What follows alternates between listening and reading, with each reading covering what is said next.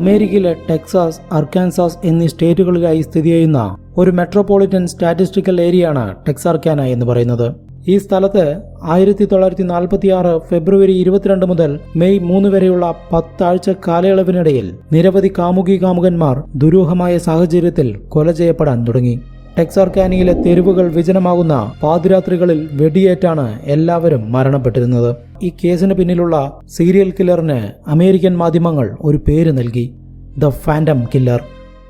ടെക്സാർക്കാനയിലുള്ള lovers ലൈനിൽ രാത്രി 11:45 ഒരു കാർ വന്നു നിന്നു.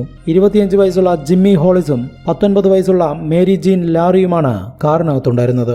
ജിമ്മിയും മേരിയും ലവേഴ്സ് ലൈനിലെത്തി 10 മിനിറ്റ് കഴിഞ്ഞിട്ടുണ്ടാവും. പെട്ടെന്നായിരുന്നു കാറിന്റെ ഡ്രൈവർ സൈഡ് ഡോറിലെ ഗ്ലാസിലൂടെ മുഖംമൂടി ധരിച്ച ഒരു അജ്ഞാത മനുഷ്യൻ ഇവരെ നോക്കി നിൽക്കുന്നതായി ഇരുവരും കണ്ടത്. ഈ കേസിന്റെ ഫുൾ വീഡിയോ കാണാനായി ചാനൽ നെയിമിന് താഴെ കാണുന്ന പ്ലേ ബട്ടണിൽ ക്ലിക്ക് ചെയ്യൂ.